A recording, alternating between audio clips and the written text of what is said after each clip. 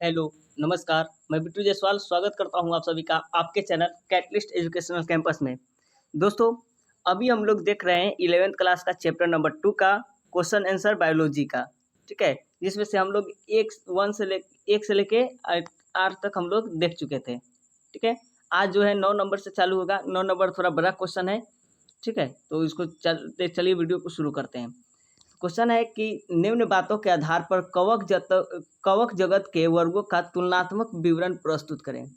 तो किस आधार पर बांटना है? तो पोषण की विधि पर और जनन की विधि पर किसको? कवक जगत के वर्गों को तुलनात्मक विवरण करना है, यानी सबका तुलना करना है। तो आप लोग मालूम होगा कि कवक वर्ग की तुलना में सबसे पहले तो में पहला कौन सा था जो आप लोग को पढ़ाए हुए थे? फाइकोमाइसिटीज। फाइकोमाइसिटीज में किसके आधार पर बताना है? पहला तो पोषण की विधि पर और दूसरा जनन की विधि पर अंतर समय बताना है। तो सबके बारे में लिखना है। यानी पहला तो हम लोग फाइकोमाइसिटीज के बारे में जानेंगे। इसमें पोषण कैसा होता है? तो सेप्रोट्रोपिक होता है। यानी अधिकांश फाइकोमाइसिटीज यहाँ पे जाइगोमाइकोटा भी हो सकता है, ठीक है? इसी का नाम होता है फाइकोमाइसिटीज का ही। तो अधिकांश फाइकोमाइसिटीज सड़े गले कार्बनिक पदार्थों पर निर्भर रहते हैं, यानी सेप्रोट्रॉपिक रहते हैं, परजीवी। ठीक है, यानी मृतोपजीवी। पहला हो गया मृतोपजीवी और उसके बाद होता है परजीवी। दोनों काम करते हैं। तो कुछ परजीवी भी होते हैं और पौधों, जानवरों या अन्य कवकों पर निर्भर रहते हैं, ठीक है? किसके बारे में? फाइकोमाइसिटीज के बारे में। ये कवक ये हो गया। और इसकी जनन की बात करें फाइकोमाइसिटीज की, तो इसमें जनन होता है अलैंगिक जनन। तो स्पोरेंजिया द्वारा होता है, स्पोरेंजिया द्वारा होता है। और इससे क्या होता है? तो स्पोर्स का निर्माण होता है। और इसमें लैंगिक जनन भी होता है। लैंगिक जनन कैसा? तो जाइगो स्पोर्स का निर्माण होता है, जो दो अलग अलग मेटिंग टाइप के माइसेलिया के संलयन से उत्पन्न होता है। नेक्स्ट उसी का है एस्कोमाइसिटीज। इसमें पोषण की विधि की बात करें तो ये होता है सेप्रोट्रॉपिक। सेप्रोट्रॉपिक करने का मतलब होता है मृतोपजीवी। तो ये मृत कार्बनिक पदार्थों पर निर्भर रहते हैं। और परजीवी भी होता है एस्कोमाइसिटीज। तो ये पौधों, जानवरों और मनुष्यों में रोग उत्पन्न कर सकते हैं, यानी मनुष्य के अंदर, जानवर के अंदर, पौधा के अंदर रहता है। और इसी से रिलेटेड है लाइकेन, यानी कुछ एस्कोमाइसिटीज या एस्कोमाइकोटा एल्गी के साथ सहजीवन में भी रहते हैं। सहजीवी लाइकेन यानी होता है कवक और शैवाल मिल जाते हैं तो लाइकेन बनाता है। तो ये तो आप लोग को याद ही होगा। तो किसके बारे में हो गया? तो ये हो गया एस्कोमाइसिटीज के बारे में, ठीक है?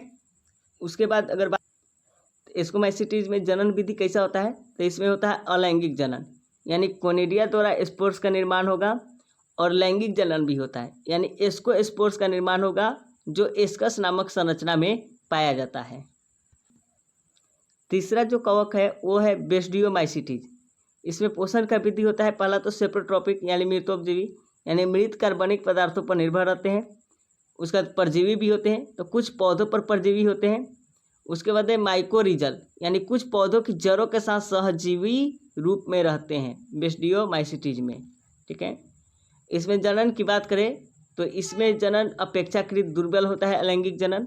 और लैंगिक जनन जो है इसमें होता है बेस्डियो स्पोर्स का निर्माण होगा, जो बेस्डियम नामक संरचना में पाया जाता है। नेक्स्ट है ड्यूटेरोमाइसिटीज।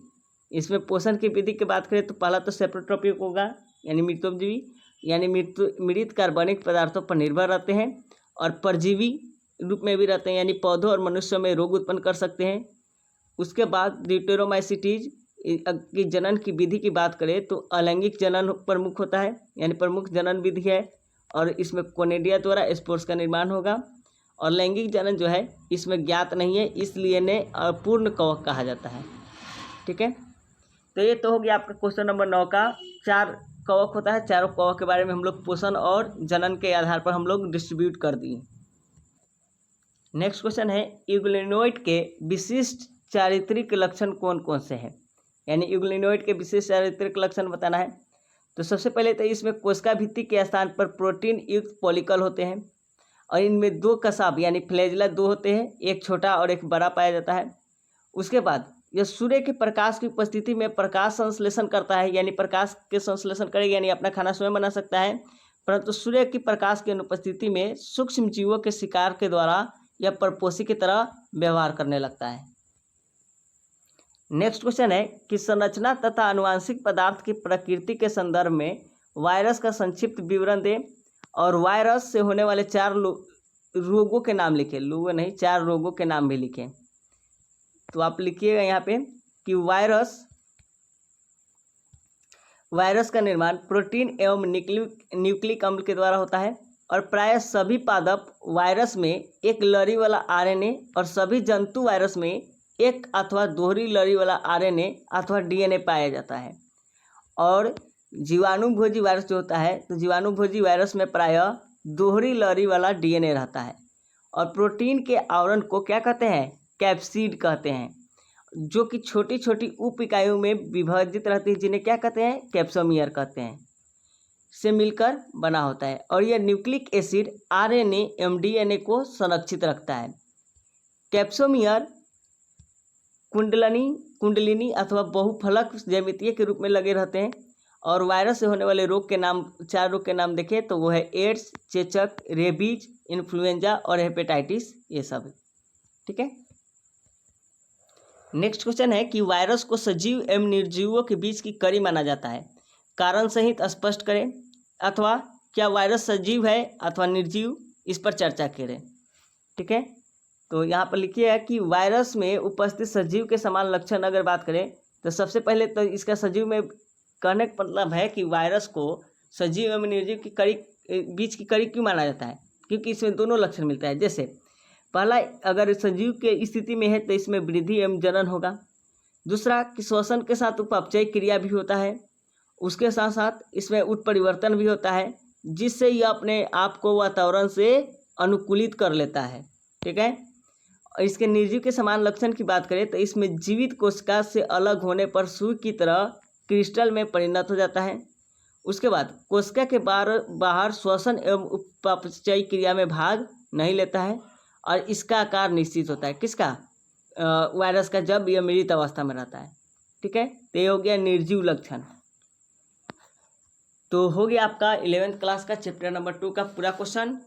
तो अच्छे से इसको लिख लीजिए और याद कर लीजिए। Bye, take care.